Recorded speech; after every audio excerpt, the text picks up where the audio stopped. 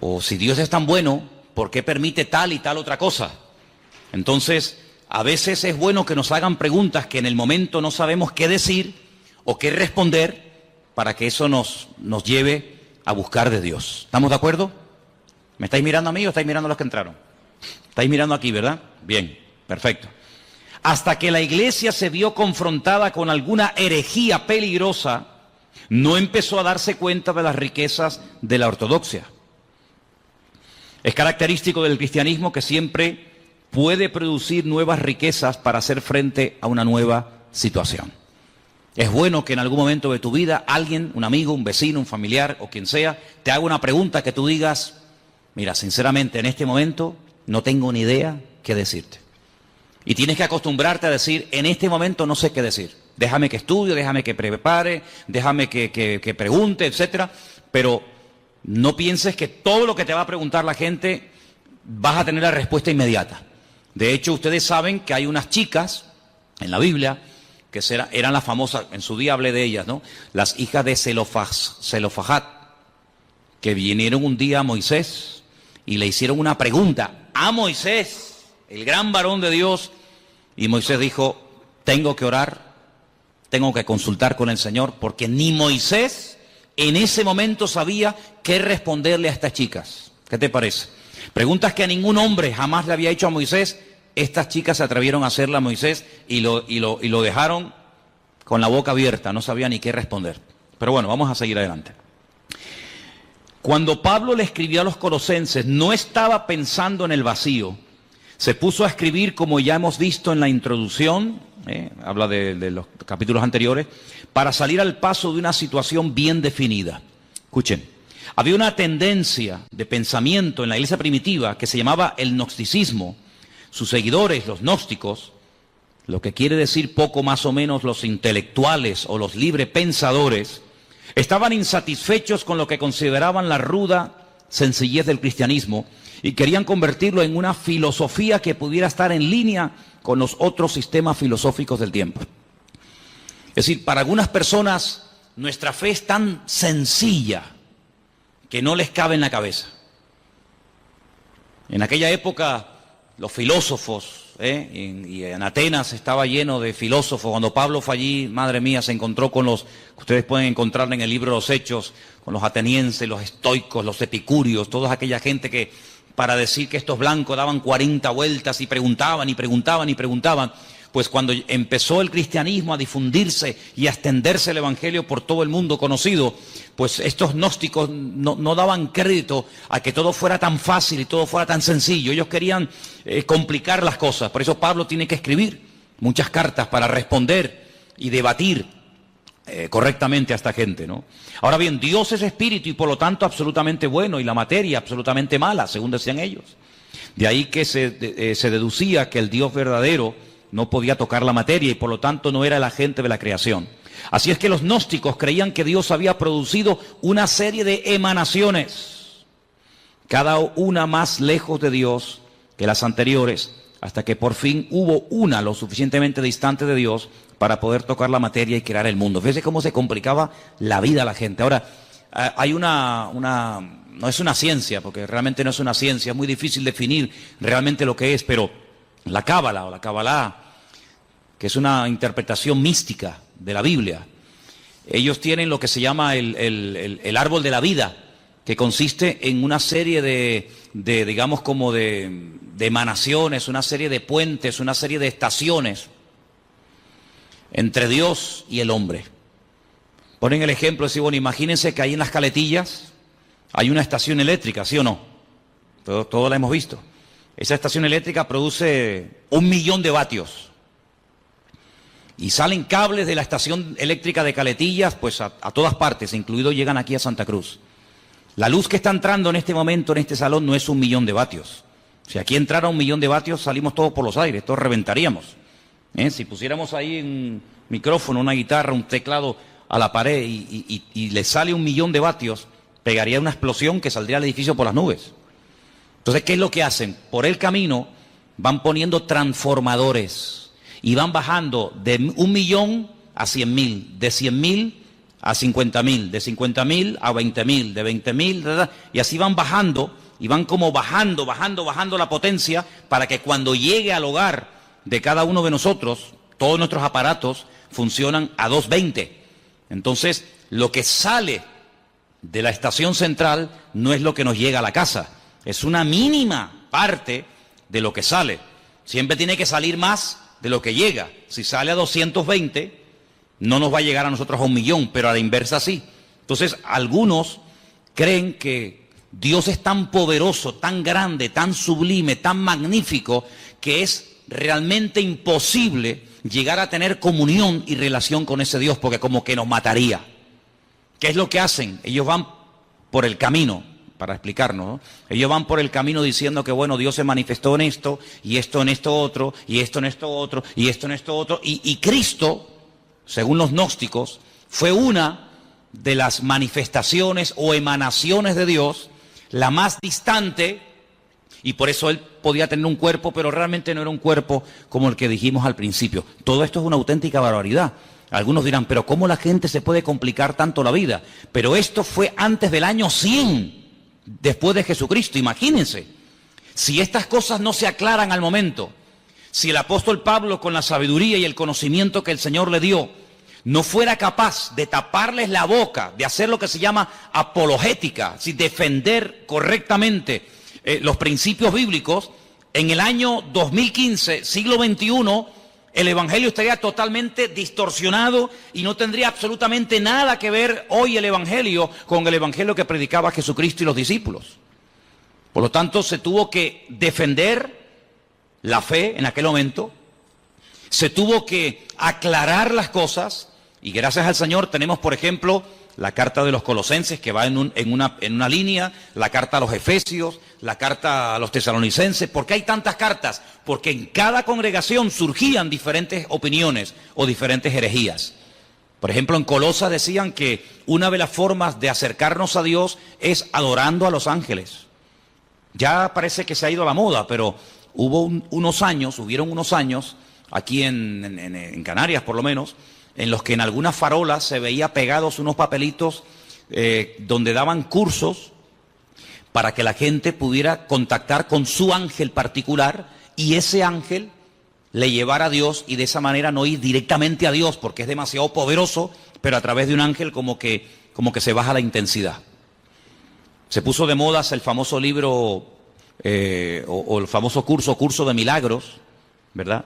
Donde la gente podía, entre comillas, producir con una serie de técnicas y con una serie de historias sus propios milagros, autosanarse, autoliberarse, y ahí surgieron buenos pensamientos, la famosa nueva era, donde ellos dicen que el hombre es como un ser que tiene dormido, tiene como atrofiado una serie de valores, una serie de capacidades que el pecado ha apagado, pero que con una serie de clases y de principios y de no sé qué y no sé cuánto, ya no hace falta ni ir al médico ni que nadie ore por ti, sino que tú te puedes autosanar, porque tú eres una especie como de Dios en miniatura, una especie de ser tremendamente poderoso pero atrofiado, apagado, dormido, porque el pecado te ha, digamos, dormido esas capacidades espirituales.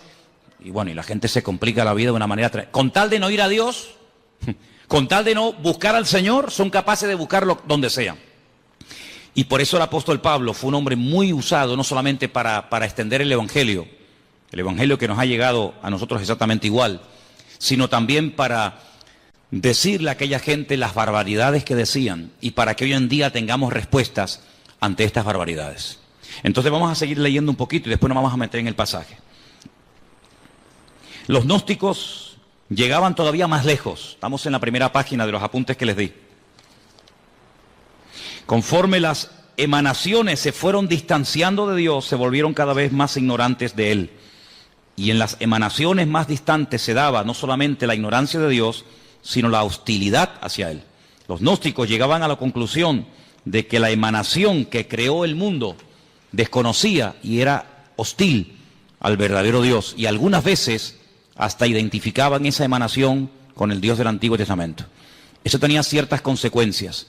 Ahora, si ustedes se dan cuenta, cuando el hombre no tiene una relación directa con Dios, cuando el hombre busca en fuentes equivocadas. Es como lo que decía el profeta Jeremías: ustedes están buscando en cisternas rotas que no retienen el agua, y por eso cuando llegan a una cisterna rota la encuentran vacía. Hay una búsqueda sincera, pero el camino es un camino equivocado. No todos los caminos llevan a Dios. Eso tienes que tenerlo clarísimo en tu vida. No es que, bueno, da igual, iglesia evangélica, católica, musulmana, budista, nueva era, da igual, total, todos los caminos llevan a Dios. Es que eso no es lo que dice la Biblia. Mira, a lo largo de la historia, siempre el deseo del Creador, el deseo de nuestro Dios fue tener comunión con el hombre. Dios hizo todo lo habido y por haber, todo lo impensable, para que el hombre se acercara a Dios. El hombre como que hacía todo lo contrario para alejarse del Señor. Te voy a poner un ejemplo. Mira, en el Antiguo Testamento hay un varón de Dios, un hombre que se llamó Jacob. Conocemos también su nombre como Israel. La Biblia dice que él una noche se echó a dormir. Estaba durmiendo al aire libre. De repente él tiene un sueño donde ve una escalera. Una escalera que tiene la parte de abajo en la tierra y la otra punta, al otro extremo de la escalera está en el cielo. Él dice que ve ángeles que suben y que bajan. No dice que bajan y suben, sino ángeles que suben y bajan.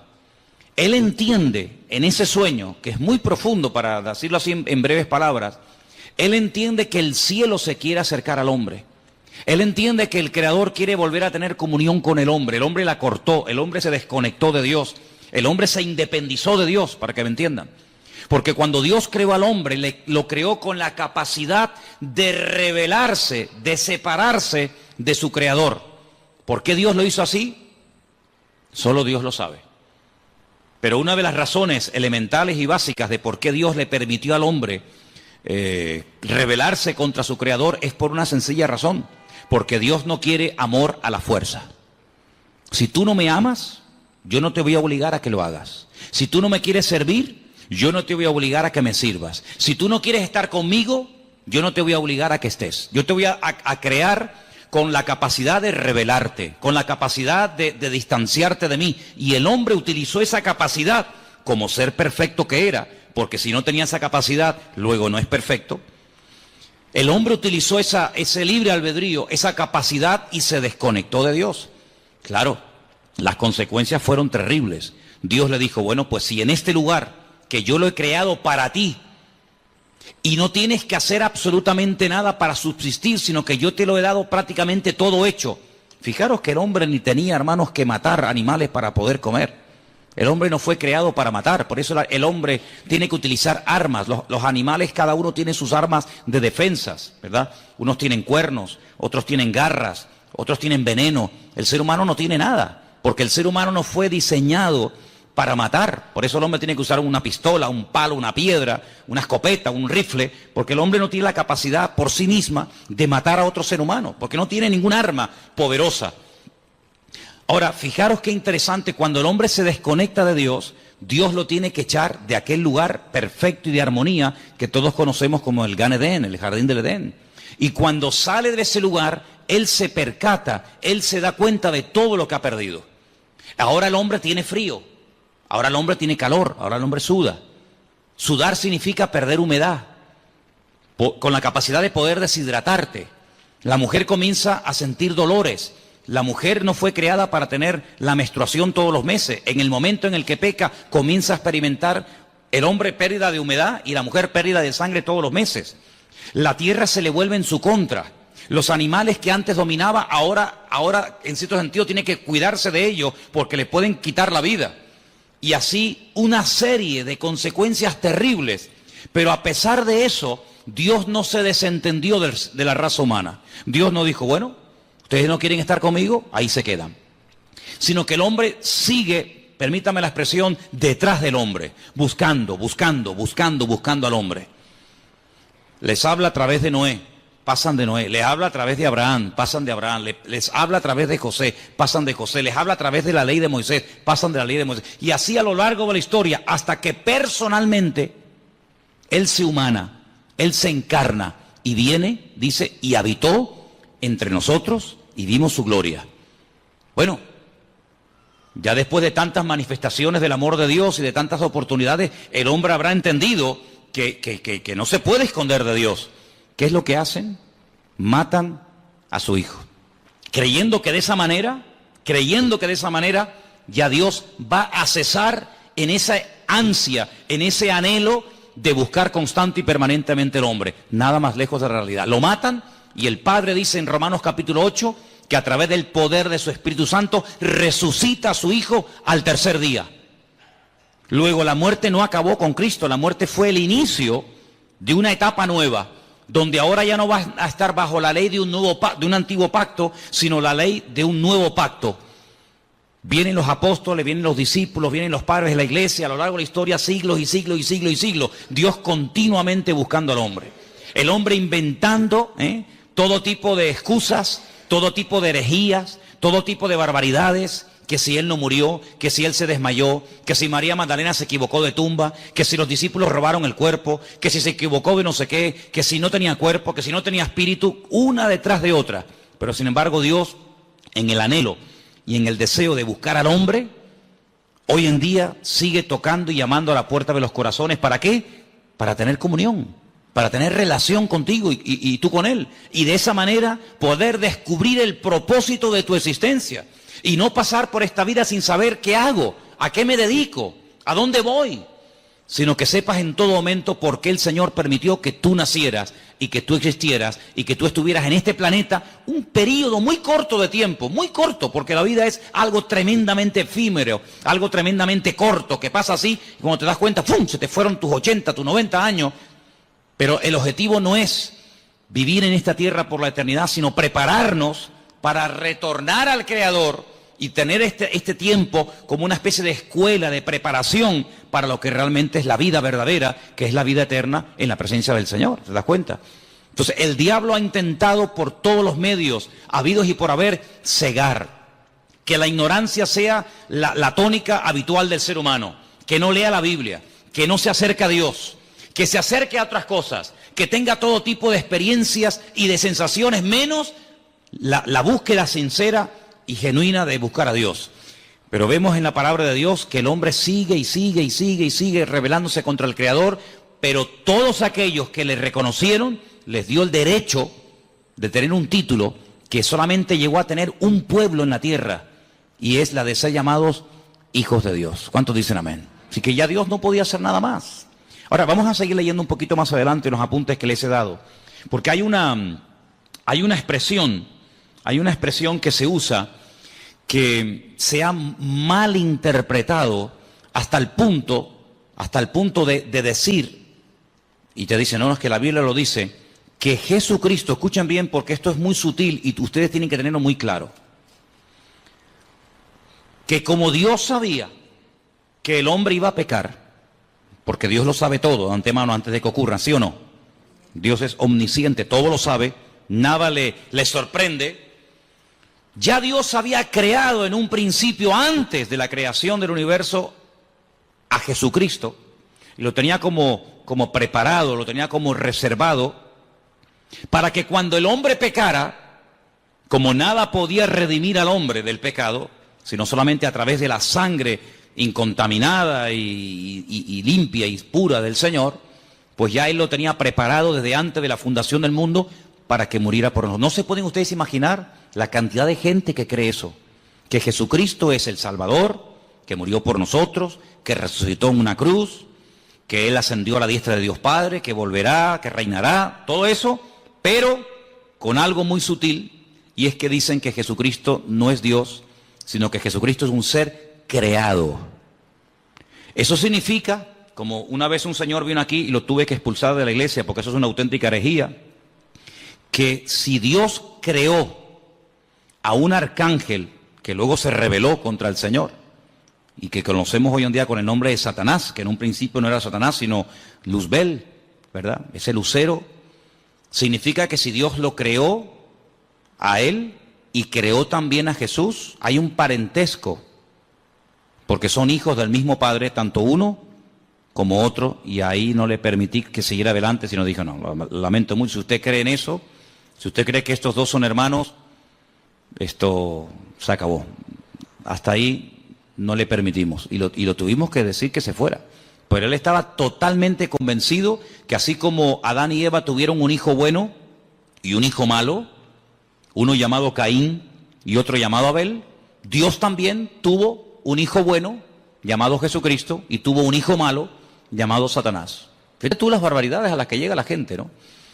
¿Y de dónde sacaba eso? Del versículo 15, donde dice que él fue el primogénito de la creación. Amigo. Pero fijaros qué interesante, porque un poquito más abajo, en el versículo 18, vuelve a aparecer la palabra primogénito. Versículo 18 dice, Él es la cabeza del cuerpo, que es la iglesia. Él es el principio, ¿el qué? ¿Primogénito de qué? De entre los muertos. Mira, mi pregunta es, ¿Jesucristo fue realmente la primera persona en la historia que resucitó? ¿Sí o no? ¿Sí? No sé, ustedes sabrán, yo estoy preguntándole a ustedes. ¿La primera persona que resucitó fue Lázaro? ¿Sí? ¿Eh? No sé, ustedes sabrán. No, porque yo he leído el Antiguo Testamento y he visto que, por ejemplo, Elías resucitó a una persona en el Antiguo Testamento. Entonces hay gente que resucitó antes de Lázaro, y antes de la viuda de Naín, y antes de aquella chica a la cual el Señor le dijo, Talita Cumi, a niña, a ti te digo, levántate y anda. Luego, tanto en el Antiguo como en el Nuevo Testamento, hay personas que resucitaron antes de Jesucristo. ¿Por qué dice que Él es el primogénito de entre los muertos? No es el primogénito de entre los muertos en el sentido de que Él no fue el primero en resucitar.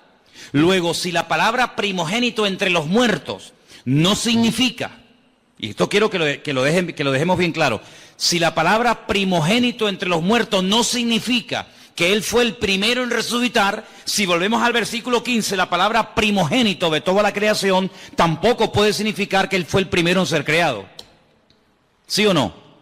Miren, cuando uno interpreta la Biblia, y aquí dimos en su época una clase de hermenéutica, hace mucho tiempo que se grabó y no se pueden imaginar, hasta el día de hoy, cada día prácticamente, recibimos correos en la iglesia de gente de todo el mundo que han visto ese curso de hermenéutica que yo en mi vida me pensé que iba a ser tan seguido y de tanta utilidad para tanta y tanta gente. Se llama así, curso de hermenéutica. Lo tienen ahí ustedes en YouTube, en la Biblia, que lo grabamos aquí. Una de las reglas de la hermenéutica es una ciencia que se enseña en las escuelas bíblicas, en los seminarios, para ayudarte a interpretar correctamente los textos bíblicos. Si usted no puede interpretar la Biblia a su manera, usted no puede interpretar la Biblia de un punto de vista únicamente judío, únicamente evangélico, únicamente católico, ateo, no. Usted tiene que interpretar la Biblia según unos parámetros, según unos principios generales e universales, para que usted no saque conclusiones equivocadas. Por ejemplo, cuando estudiamos, no me voy del tema, pero quiero dejar bien claro esto, porque hay gente aquí que está empezando a venir a la iglesia, y hay gente aquí que lleva años en la iglesia, y a todos ustedes tienen que tener bien claro que todos leemos la misma Biblia, pero lógicamente una persona que está empezando a leer la Biblia por primera vez en su vida, no tiene a lo mejor el conocimiento, la base que tiene una persona que lleva toda la vida leyendo la palabra de Dios, que ha oído un montón de estudios, que ha hecho cursos, etcétera, etcétera. Tiene unas bases, ¿verdad?, para interpretar la Biblia completamente diferente. ¿Sí o no? Cuando usted empieza a leer la Biblia, pues si la empieza a leer por el Apocalipsis, usted no se va a enterar de nada. Pero si usted ha hecho cursos, usted ha escuchado lo que es el Apocalipsis, lo que significan los caballos, los colores, los números, cuando usted lo lea, usted va a disfrutar de la lectura de ese bendito libro. Pero si usted no sabe, usted no se va a enterar de nada. Es decir, pero es que yo no entiendo la Biblia. Por eso hay gente que a veces dice, mira, yo he leído la Biblia y yo no la entiendo. Hombre, claro, si llevamos a un niño el primer día a la escuela y le van a enseñar a multiplicar y a dividir, el niño probablemente no va a querer más, porque se va a aburrir. Pero el niño aprende jugando. El niño aprende disfrutando con los colores, con el trencito, con las canciones, y así va aprendiendo, ¿verdad?, de una forma sencilla y progresiva y gradual.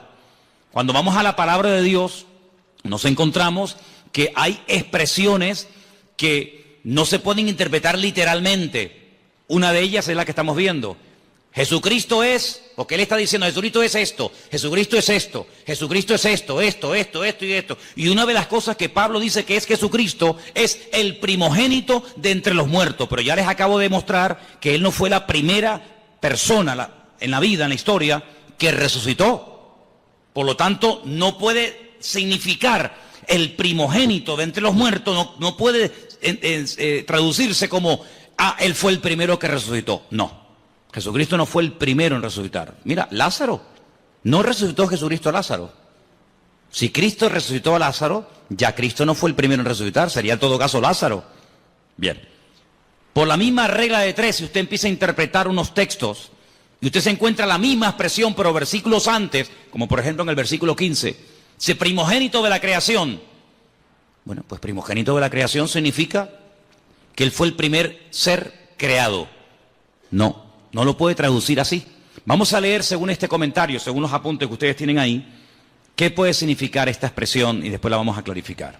Estamos casi al final de la página 2, página 766, donde pone lo que Jesucristo es en sí mismo, ¿lo veis? Aquí abajo. En este pasaje, Pablo dice dos cosas importantes acerca de Jesús, ambas en respuesta a aquella gente de los gnósticos de aquella época. Los gnósticos habían dicho que Jesús no era más que uno entre muchos intermediarios y que por muy glorioso que fuera, era solo una revelación parcial de Dios. Pablo dice que Jesucristo es la imagen del Dios invisible. Colosenses 1:15. Usa aquí una palabra y una figura que despertaría toda clase de memorias en las mentes de los primeros lectores. La palabra eikon, en griego, e imagen en su traducción correcta. Ahora bien, como señala este autor, una imagen puede ser dos cosas que se confunden entre sí. Puede ser una representación, pero una representación, si es lo bastante perfecta, puede ser también una manifestación. Cuando Pablo usa estas palabras, establece que Jesús es la perfecta manifestación de Dios. Para comprender cómo es Dios, tenemos que mirar a Jesús. Yo le digo a la gente, ¿usted quiere conocer a Dios? ¿Quiere saber cómo piensa, cómo siente, cómo es Dios? Tienes que conocer a Jesús. A Dios llegamos a través de Cristo. Si usted no conoce a Cristo, es imposible que usted conozca a Dios.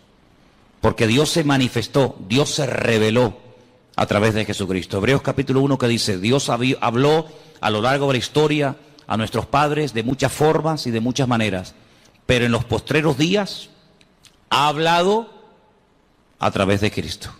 Si usted conoce a Cristo, usted no va a tener ninguna duda de cómo es Dios. Cuando usted conoce a Cristo, escuche bien lo que le digo, cuando usted conoce el corazón del Señor, cómo es el Señor, usted no va a tener que estar todo el santo día preguntando, esto es bueno, esto es malo, lo puedo hacer, no lo puedo hacer, puedo ir, no puedo ir, lo digo, no lo digo, lo miro, no lo miro. Cuando usted conoce al Señor, usted sabe perfectamente lo que le agrada a Dios y lo que no le agrada. Usted no va a tener que tener un perro policía todos los días a su alrededor para decirle, no, eso no se hace, no, eso no se dice, no, eso no se toca, no vayas para acá, no vayas para allá. Eso al principio está bien, pero llega un momento en el que tú ya conoces tanto al Señor, que tú ya sabes hasta lo que le gusta al Señor. ¿Quiénes son las personas que necesitan todo el día una sombra? ¿Quiénes son las personas que necesitan todo el día una persona que le diga, no, eso está mal? Las personas que no conocen a Dios. Cuando tú conoces al Señor, ya no hace falta que estén todo el santo día detrás tuyo, porque tú ya sabes, porque el Señor que mora en ti da testimonio a tu espíritu de lo que está bien y de lo que está mal. Los que están empezando y los que llevamos ya tiempo en las cosas del Señor, podemos decir por experiencia que hay momentos, desde que hemos comenzado a conocer o a interesarnos en conocer al Señor, hay momentos en los que sin nadie decirnos nada, cosas que habíamos hecho durante toda la vida, ahora resulta que las vas a hacer y tú dices, no sé, me siento raro, ya no me gusta. Cosas que antes te volvían loco, ahora dices, ya no tienen para mí ningún atractivo. ¿No te ha pasado eso? Dime la verdad. Amigo, porque el espíritu que tienes dentro de ti tira hacia las cosas del Señor y hay como como una alarma que te dice, eso no está bien. Nadie lo sabe, nadie te ha visto, pero el Señor que mora en ti ya comienza a hablarte. Si tú esa voz la cultivas, no la apagas, no la ignoras, sino si tú esa voz, esa sensación, por decirlo así, tú le prestas atención cada día, tú vas a ser más sensible a lo que tienes que ser y nada sensible a lo que no tienes que ser sensible. ¿Cuál es el problema del ser humano en reglas generales? Que a veces somos tremendamente sensibles en cosas que nos tenían que dar lo mismo.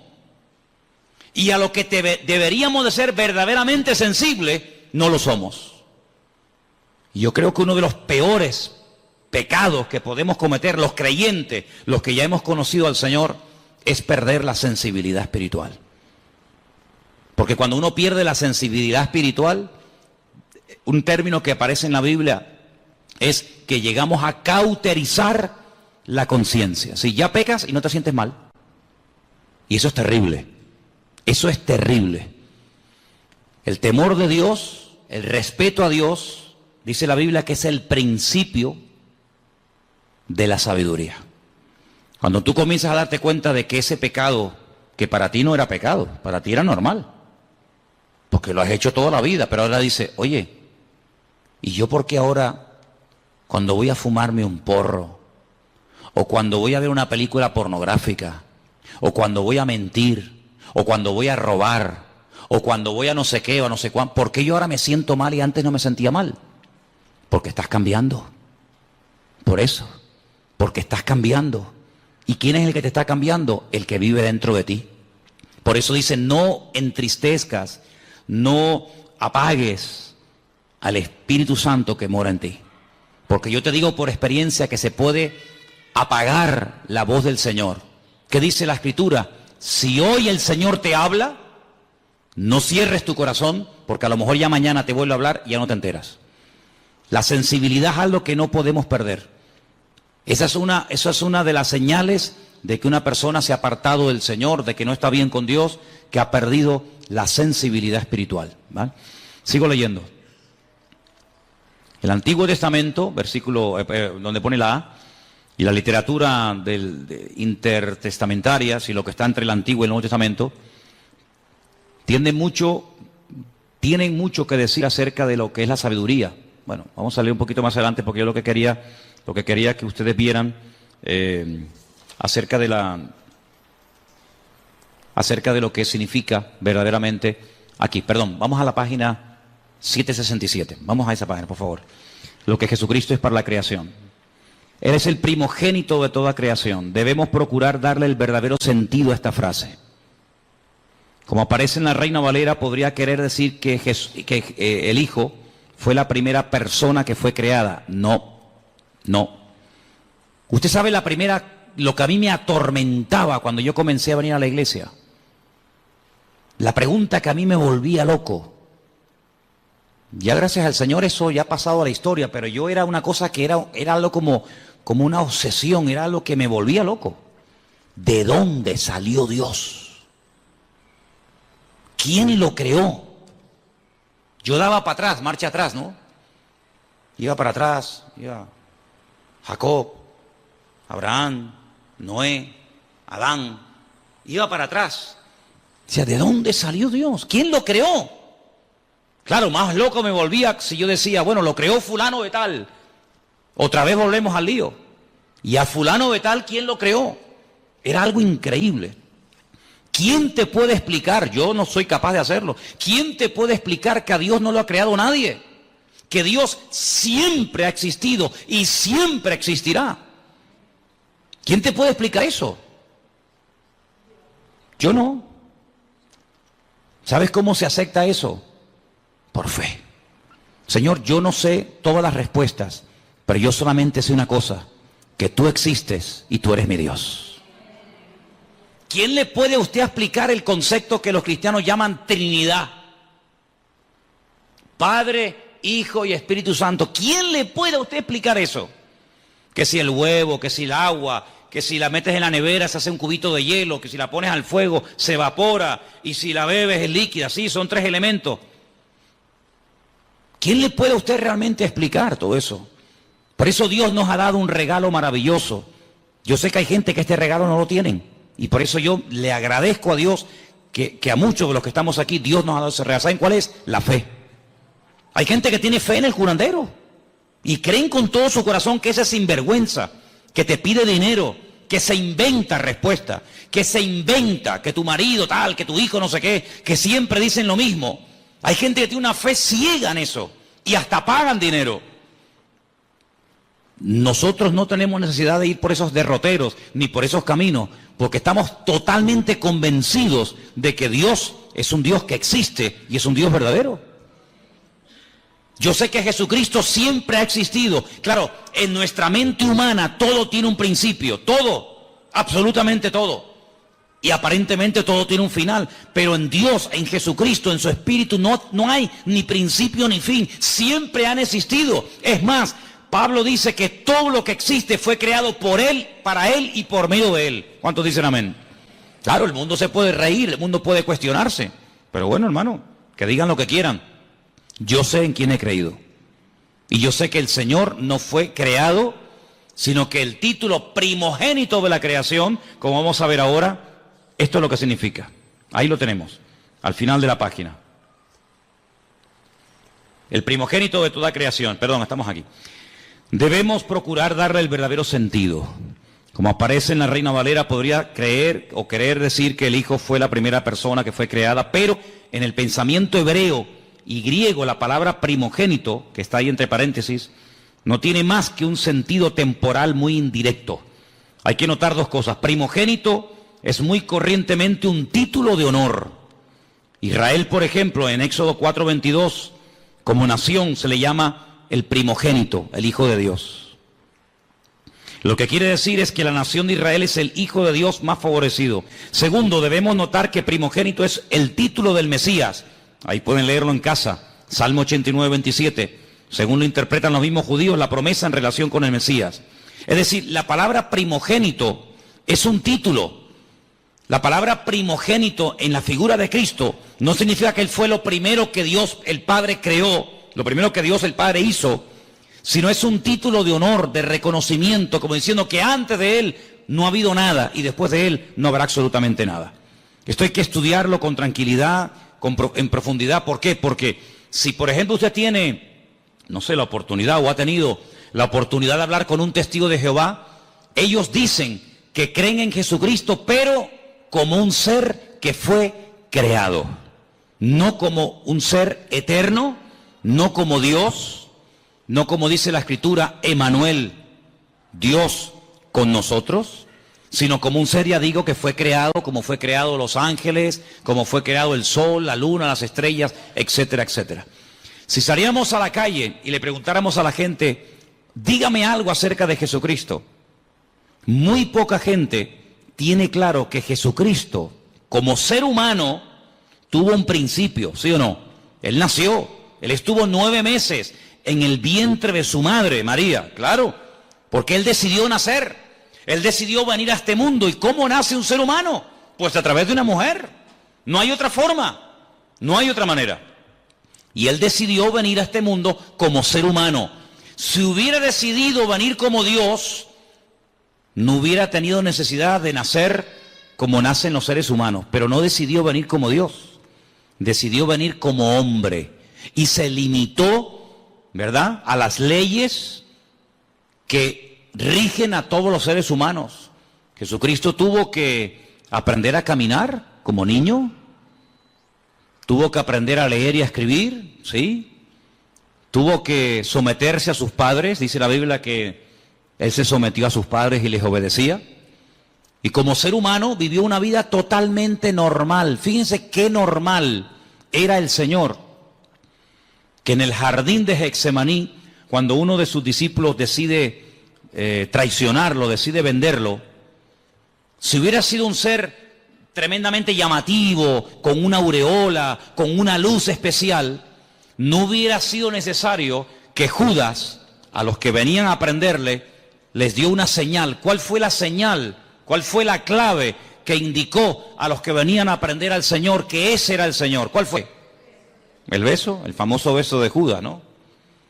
Podía haber dicho, mira, el más alto, el más guapetón, aquel que tiene una luz blanca que le sigue a todas partes, aquel que está siempre rodeado de ángeles, aquel que levita y no toca con los pies el suelo, sino que va así, como volando, ¿no?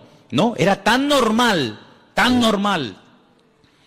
que hasta Judas tuvo que decir, tengo que darle un beso, porque pasa desapercibido delante de todas las personas. Porque el atractivo realmente del Señor no era el aspecto físico, sino era la esencia de lo que Él era y de lo que Él verdaderamente había venido a hacer a este mundo. Y nosotros tenemos que profundizar en nuestro conocimiento del Señor.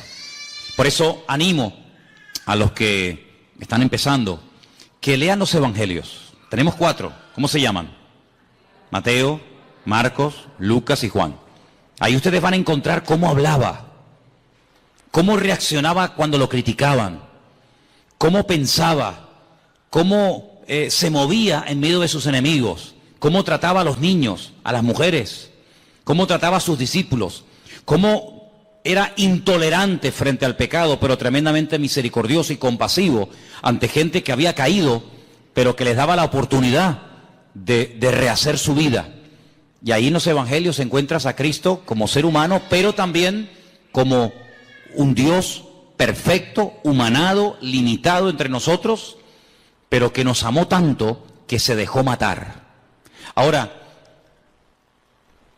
el concepto tal vez más profundo de lo que Él es, el concepto más maravilloso de todos los que rodean a Dios, podemos decir que Dios es santo, ¿sí? Podemos decir que Dios es justo, podemos decir que Dios es bueno, en fin, podemos decir un montón de cosas, ¿sí o no? Pero el concepto del amor de Dios, ¿tú lo entiendes? Es impresionante, ¿no? Porque generalmente los seres humanos tenemos la tendencia, me imagino que ustedes también, de seleccionar, ¿no? Cuando tú dices, bueno, hay ¿cuántos? 100. Como que dentro de esos 100 hay un pequeño grupo más cercano a ti y los otros sí están ahí, pero ¿qué te parece? Sin embargo, el Señor no tiene favoritos, eso ya es una cosa que nos llama la atención. Dios no tiene favoritos, Dios no dice este sí, este no, este me gusta y este no me gusta. Es un Dios que ama al pecador, ¿sí o no? Ama al pecador, pero no ama, aborrece el pecado que cometen los pecadores. O sea, son dos cosas distintas. Él ama a todo el mundo por igual. Y son cosas que no nos caben en la cabeza. Porque ahora, por ejemplo, se está hablando mucho de este chico que huyó al extranjero, que mató a 2 jóvenes en la península, ¿no? Imagínate que ese chico viene a España, lo condenan y tiene que cumplir 15, 20, 30 años, en fin, lo que le toque. Imagínate que mañana va a esa cárcel un pastor, un hermano, una hermana, le habla del Señor. El chico reconoce la barbaridad que ha hecho, se arrepiente, pide perdón al Señor. Mi pregunta es, ¿Dios perdonaría a esta persona? ¿Sí o no? Delante de los hombres es un asesino. Tiene que estar ahí hasta que se pudra, ¿no? Hasta que cumpla la condena. Pero si esa persona le pide perdón a Dios, esa persona nos la vamos a encontrar el día de mañana en el cielo, en la presencia del Señor. ¿Quién entiende eso? ¿Quién entiende eso? Nadie. Pero así es el corazón de Dios. Es una cosa increíble. El peor asesino, lo peor de la humanidad, si se arrepiente y verdaderamente quiere cambiar, Dios lo perdona, Dios le da otra oportunidad, y aunque delante de los hombres nunca lo van a perdonar y será toda la vida el fulano, el asesino, el criminal o lo que sea, delante de Dios puede llegar a tener el título de hijo o de hija de Dios. De hecho, ha habido casos en la historia de personas, en Estados Unidos, en algunos lugares existe la pena de muerte, personas que estaban condenados a muerte por la justicia de los hombres, pero sin embargo se arrepintieron y le pidieron perdón al Señor, y como le dijo aquel ladrón en la cruz, condenado a muerte por el Imperio Romano, porque se lo merecía. De hecho, él dijo, nosotros padecemos justamente, yo no me quejo, si yo me merezco esto y peor, pero yo te pido que a pesar de lo malo y de lo ruin que he sido, que tú te acuerdes de mí cuando vengas en tu reino. Y el Señor podía haber dicho, pues hijo, lo siento mucho, yo no te puedo perdonar porque tú has sido esto y esto. Sin embargo, ¿qué dijo el Señor? Hoy estarás conmigo en el paraíso. amigo. El concepto del amor de Dios es lo que más me impacta de nuestro Dios. Porque si él es el primogénito de la creación, la imagen de Dios, el camino, la verdad y la vida, todo eso está muy bonito. Pero a mí lo que me cautivó y lo que me transformó la vida fue entender que Dios a mí me había amado de tal manera que fue capaz de mandar a su Hijo para que lo mataran en una cruz, simplemente por amor. ¿Qué te parece? Así que el apóstol Pablo intenta taparle la boca a los gnósticos de la época. A lo largo de su ministerio tuvo muchas luchas con los religiosos, con los fanáticos, con los que metían o intentaban meter falsas doctrinas en las congregaciones. Pero lo que nos tiene que quedar bien claro en esta tarde a todos y a cada uno de los que estamos aquí es que Dios a nosotros nos ama tal y como somos. Aunque nunca cambiáramos, ¿sí o no? Aunque nunca cambiáramos, aunque nos muriéramos así como somos hoy, el Señor en este momento a cada uno de nosotros nos ama y cada vez que le pedimos perdón al Señor de corazón y de verdad, el Señor siempre perdona. Hace unos días estaba en televisión y como una novedad, como una cosa, como que hubieran bajado extraterrestres del planeta X y vinieran a este mundo y dijeran, oye, que han venido unos extraterrestres, como una cosa del otro mundo. Daban la noticia en todos los medios de comunicación de las últimas declaraciones del Papa, que si una mujer que abortó, ¿no dijo más o menos así? Verdaderamente de todo corazón pide perdón a Dios, que hay que perdonarla, y lo contaron. Y yo digo, pero mira, si eso lo sé yo hace 30 y pico de años cuando me convertí a Cristo. Sinceramente, a lo mejor para usted, señora, o para usted, caballero, será una cosa de decir, oye, que cómo estamos cambiando, qué cosa tan tremenda. Pero miren, ¿sabes qué? Es que yo conozco al Señor, no me hace falta que don Francisco diga semejante cosa, porque ya mi Dios en su palabra me ha dicho que el que viene a mí, yo no le echo fuera. Da igual si ha abortado, da igual si ha asesinado, da igual si ha matado con ganas o sin ganas, queriendo o sin querer, me da igual. En la palabra de Dios encontramos que si hubiéramos pecado, primero de Juan capítulo 1 dice, si hubiéramos pecado, abogado tenemos para con el Padre, a Jesucristo el justo. Y la sangre de Jesucristo nos limpia de todo pecado. Por lo tanto, a mí no me causa ninguna sorpresa diciendo, ¡ay, qué maravilla! Pero si la maravilla hace 2000 años ya la dijo Él. Ya hace 2000 años el Señor Jesucristo murió en la cruz para demostrarle a toda la raza humana que no importa lo lejos que nos hayamos separado de los caminos del Señor, no importa, mira, lo bajo que hayamos caído, las barbaridades que hayamos hecho, si le pedimos perdón al Señor, Dios siempre perdona y otra cosa más, y olvida. ¿Cuántos dicen amén? El Señor a nosotros no nos dio la capacidad de olvidar las cosas malas que nos hacen. Una cosa es que no nos domine, una cosa es que no me quite el sueño, una cosa es que no esté ahí continuamente amargándome la existencia, y otra cosa es que yo olvide. Si usted me pega ahora a mí una patada y usted me pide perdón y yo te perdono, oye, yo te perdono, pero yo no puedo olvidar que tú me pegaste una patada, y además si se me quedó un moretón y si me tuvieron que escayolar, pues menos todavía. Pero hay una característica tremenda, que un Dios todopoderoso diga y declare categóricamente, y Él no miente, que cuando Él perdona, Él olvida al mismo tiempo. Como diciendo, yo nunca te voy a echar en cara, nunca te voy a reprochar lo que me hiciste o me dejaste de hacer, lo que dijiste o dejaste de decir. Solamente hay un ser en todo el universo que es capaz de amarnos y de soportarnos como Él, y Él se llama Jesucristo, Rey de Reyes y Señor de los Señores. Así que conociendo al Señor, te vas a terminar enamorando de Dios. Y quiero terminar diciendo algo. Léanse todos estos apuntes porque son muchos y hay que leerlos con detenimiento y estudiarlos. Pero déjeme que le diga solamente una cosa, y lo he dicho en varias ocasiones, que el Señor, que nosotros nos hayamos enamorado del Señor, ¿no es lógico? ¿Sí o no? Imagínate que llega una persona esta noche a tu casa, tú no lo conoces de nada, y te dice, ¿Me podrías poner en un papel todo lo que tú debes? Sí, póngame todo lo que usted debe. Pues mira, debo el coche, debo 5 letras del coche, ¿no? Alguno, ¿no? Debo la hipoteca de la casa, me quedan no sé cuántos años por pagar la hipoteca. ¿Qué más? Pues hombre, no sé, debo... Bueno, muy bien, pónmelo todo en una lista. ¿Cuánto suma esto? Lo que sea, toma, ahí tiene usted el dinero. Y así, en cuestión de segundos, ya no debes nada al banco ni a nadie. ¿Te gustaría? ¿Sí o no? Algunos son muy espirituales y dicen, no, hermano, yo oro al Señor. Vale, muy bien. Entonces usted no es espiritual, usted es bobo. ¿Estás enfermo? ¿Te duele algo? Y llega esta persona y te dice, ¿dónde te duele? Pues mira, tengo un dolor aquí. Te pone la mano encima, ora por ti y nunca más te vuelve a doler eso.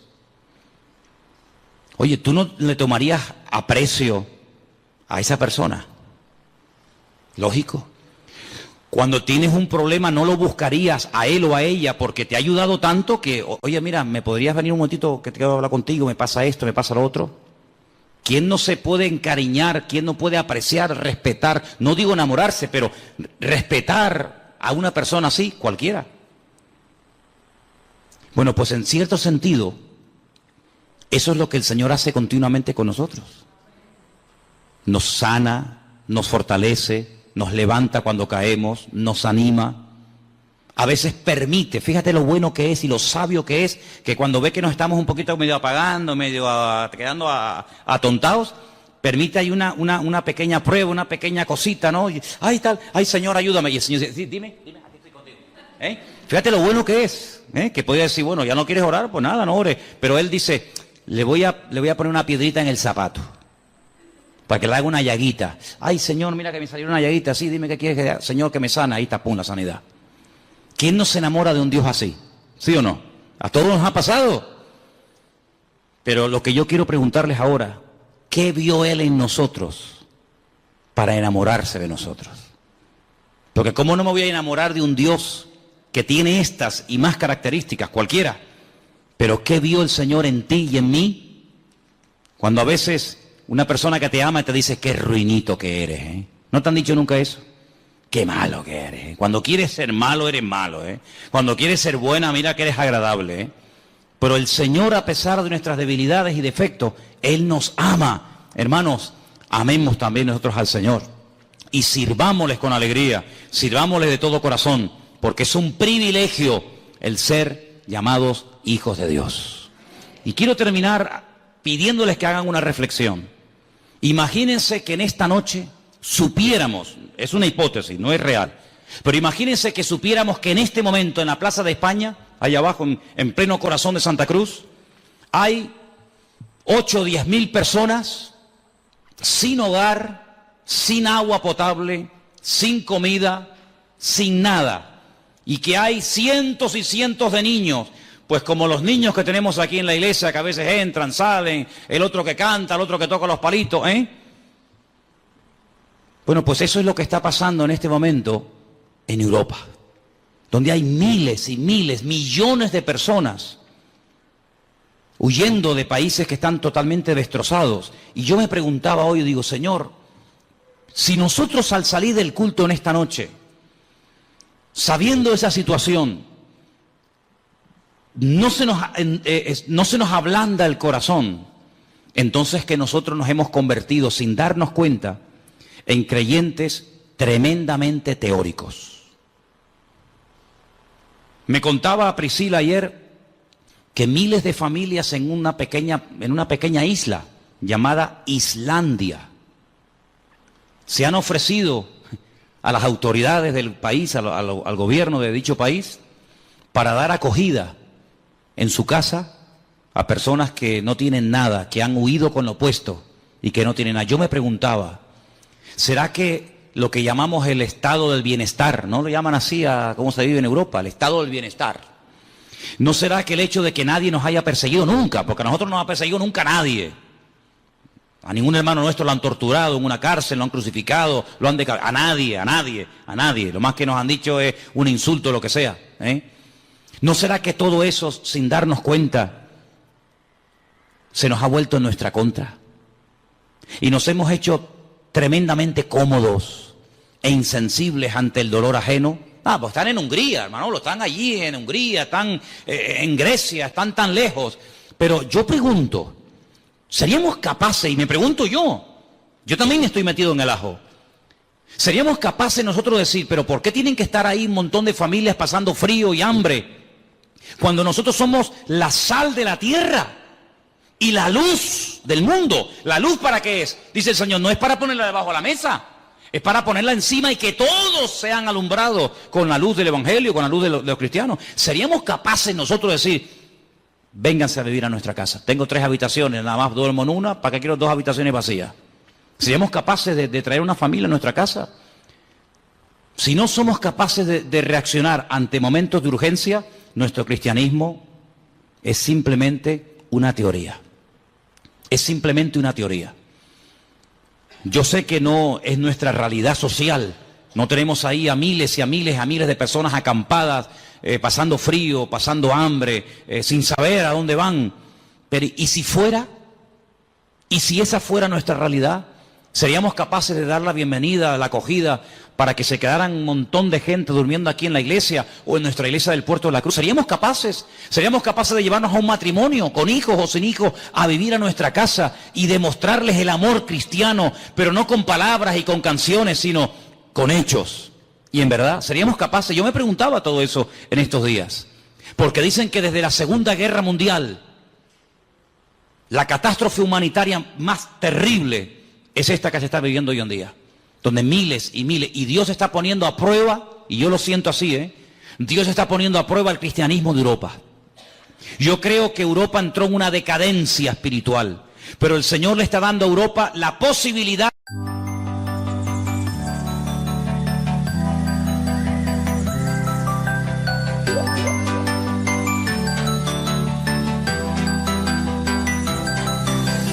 Em coi anh là nô dịch và em coi anh là lượt game. Việt Nam đã giành được vô địch nhưng anh vẫn chưa giành được em. Thực ra chẳng có gì quá bực mình vì còn cả tá xếp hàng đợi người ta. Và anh giống như thân phận Hà Đức Chinh khi đã đen lại còn số 13. Phải chăng là em có chất hiện làm bao người u mê chỉ não, để mỗi khi mà thấy em xuất hiện khiến dân tình bám đuôi như đi bão. Em là mảnh kép vào trái tim này thiếu nên yêu mình em là nghĩa.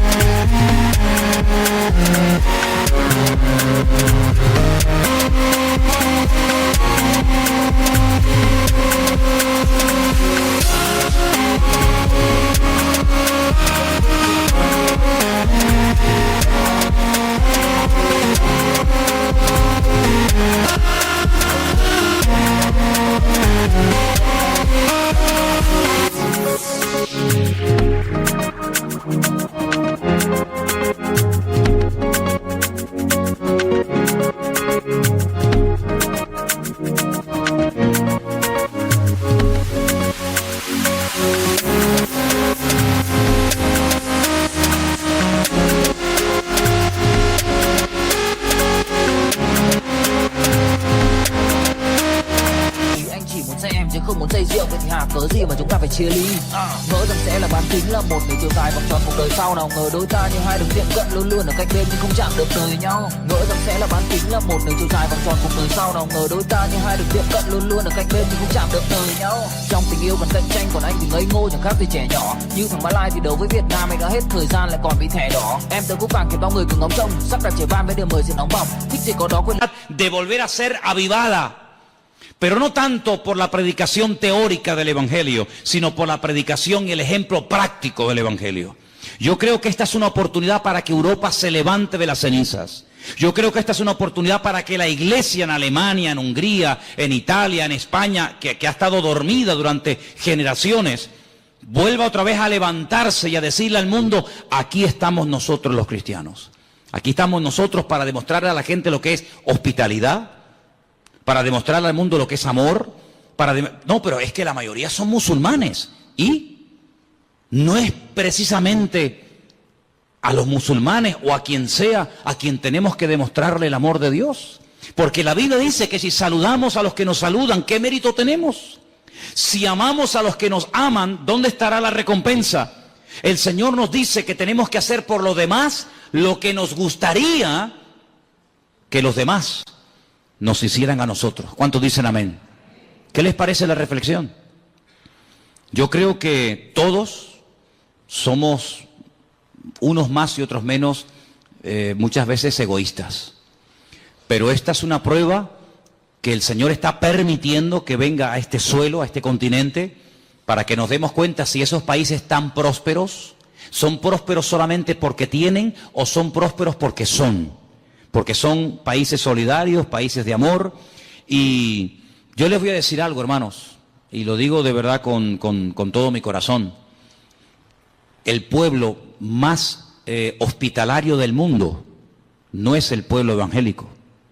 El pueblo más hospitalario de la tierra no es el pueblo cristiano.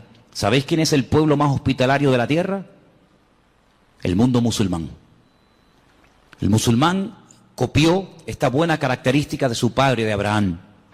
Y el musulmán es hospitalario, se deleita y se goza de tener forasteros, de tener extraños en su casa. Lo mamaron desde la cuna y es algo que lo llevan en la sangre. Y es una bendición que ese pueblo tiene, aunque sean tal vez de otras posturas, de otra creencia. Así que, hermanos, todas estas enseñanzas nos tienen que llevar a un cristianismo práctico. Si yo salgo de aquí, me voy a mi casa y que cada uno se busque la vida, nuestro cristianismo probablemente no es el cristianismo de la Biblia. Será otro tipo de cristianismo que se ha practicado durante siglos, pero el cristianismo es abrir la casa al necesitado. El cristianismo es compartir la camisa que nos sobra con el necesitado. El cristianismo es ser solidario con la persona que lo necesita. Y la regla de oro dice, no le hagas a los demás lo que no te gustaría que te hicieran a ti, o más bien hazle a los demás lo que te gustaría que te hicieran a ti. Yo creo que la prueba también nos llegará a nosotros, ¿sabes? Creo que en algún momento nos tocará a nosotros pasar por el tamiz, pasar por la balanza de Dios, y ahí se demostrará, en estos últimos tiempos se demostrará quién es y quién no es. Quién verdaderamente era creyente para salir de sus problemas, para que consiguiera trabajo, para que todo le fuera bien, o quién ha entendido verdaderamente el Evangelio y ese principio, y termino, que más bienaventurado es dar que recibir. ¿Cuántos dicen amén? Cierra tus ojos ahí donde estás. Y todas estas preguntas, hermanos, nos las tenemos que hacer. Todas estas preguntas. El tiempo en el que estamos viviendo no es un tiempo fácil. Es un tiempo de prueba. Es un tiempo donde Dios está viendo cómo va a reaccionar su pueblo.